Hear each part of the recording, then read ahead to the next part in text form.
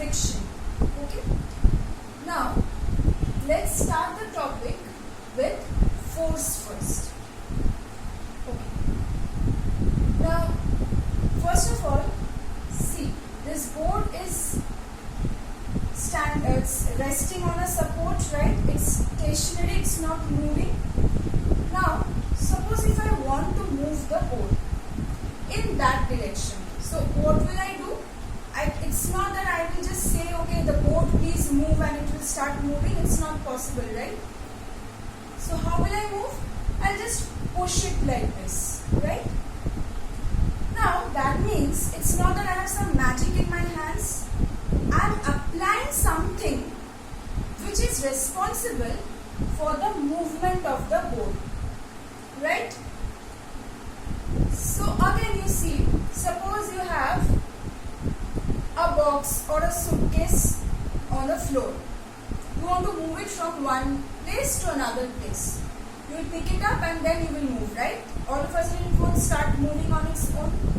That means you are applying something on the objects, on the stationary objects, in order to move it. That means in order to move a stationary object, we apply something. What is that something? Force. That means force can move a stationary object.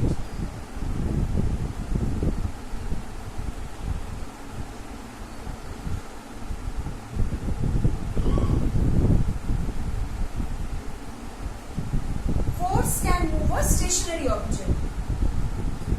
Now again, suppose if I throw a ball towards you, you will try to catch it, right? Now after you catch the ball, in your hand the ball is not moving, it is not stationary, but initially the ball was moving towards you. That means you are applying some force to stop the moving ball towards you, right? Or say a car is moving and you apply the brakes to stop the car. You are applying some force to stop a moving object, a moving car in this case, right? Or for example, say a ball is rolling on a floor.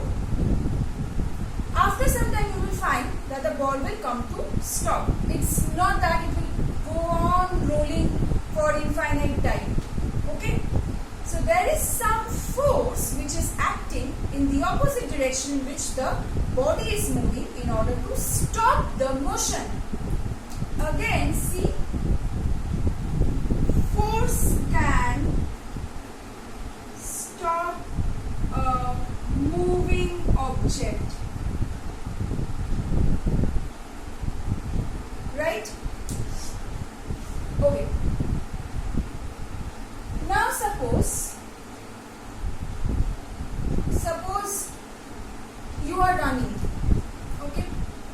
All of a sudden some friend of yours come from, say some friend is standing behind you, and all of a sudden that friend of yours just pushed you, so that you start running with more speed. That means that friend of yours is applying some force to change the speed of moving object. In this case, you are the moving object. You were already moving and your friend applied some force on you so that your speed changes. Okay? You have an example in your book. Say a person is riding in a swing. Okay? In order to make that person ride for, say, to a greater extent in the swing, what do? We push that person from behind, right? So we are applying some force to change the speed of the person in the swing. The person is already moving, so we can apply force to change the speed of a moving object also.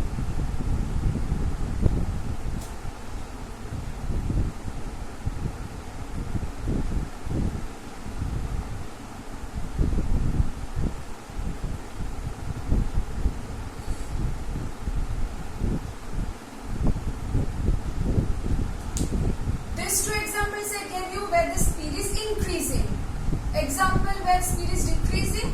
Previous one. See, if you suppose you are driving a car and you apply the brakes, what is actually happening? The speed of the car gradually decreases and finally it comes to a stop, right? So speed is decreasing by applying some force. By applying the brakes, we are applying some force which is changing the speed of the moving car. So force can change the speed of the moving object also. Now, you have seen the batsmen using their bats to, say a bowler has bowled and you have seen the batsmen using their bats to change the direction of the ball, right? Suppose the ball is coming to this direction and I am the batsman. I am using my bat and I am actually making the ball go away, say, to the far end of the stadium. So what am I doing? I am changing the direction of the moving object. The ball was coming in this direction. I am applying some force with the bat and the direction of the ball has changed. So force can change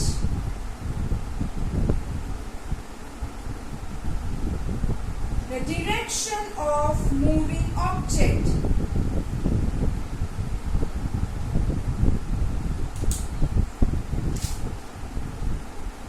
Okay. Now,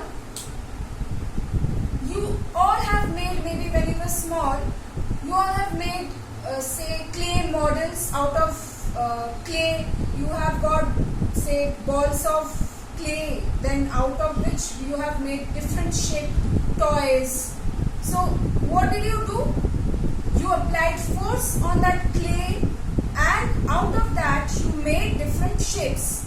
So force can be applied to change the shape and size of an object also.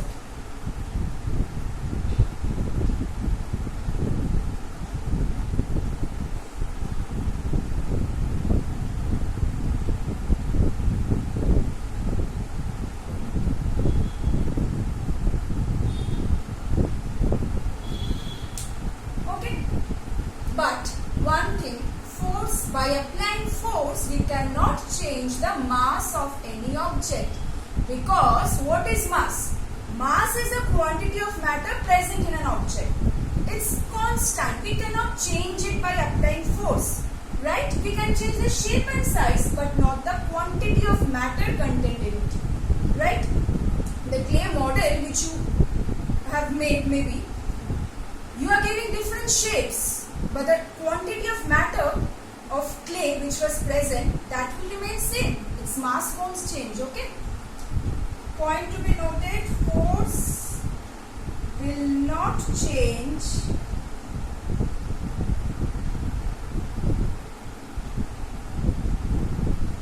mass of an object. So it will not change the mass of object. Force will not change mass of an object, okay? So all this we have learned. What are these? These are the effects of applying force. Effects of force. Thus, can I describe force then as an act of push or pull acting upon an object as a result of any interaction? This interaction can be due to direct physical contact or maybe even without direct physical contact. On that basis, we can classify force into two types: contact forces, non-contact forces, which we will do in the next video. For this video, learn the definition of force. We are keeping the video till the definition of force. What is force? The effects of force, and force will not change the mass of an object. Why? Also, tell me one thing. We can measure force then. How much force I am applying, I can measure, right? And it needs to be measured, obviously. Force is a physical quantity. Force is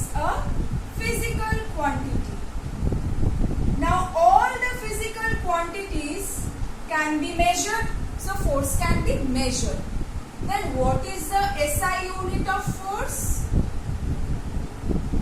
What is the SI unit? I told you SI units are very important. For every chapter we learn the SI units of different physical quantities. Newton. It's named after the famous scientist Newton. Okay, Isaac Newton. Now, when we write in short form, in symbol, we will use capital N because it is named after the scientist. Okay, Newton or capital N. It's the SI unit of force. Now, you also have another unit of force which is, I'm writing it here, kgf, kilogram force. What does it mean? It means the amount of force with which Earth attracts 1 kg of mass of a body towards its center. Okay, and we have a relation connecting these two also. So learn the relation, learn the SI unit. Okay, so I'm just showing you what we have covered in this video. So we have learned today the definition of force and we have learned the effects of force. We have learned the effects of force, all the 5 effects, 1, 2, 3, 4 and 5. So we have learned up to the effects of force and also we have learned today the measurement of force. The SI unit of force we have learned. It's named after which scientist, and also another unit we have learned and its definition also we have learned, and learn this relation. Okay. So today let's keep this class up to this. In the next class we will learn about the different types of forces, contact forces and non-contact forces. That's all for today.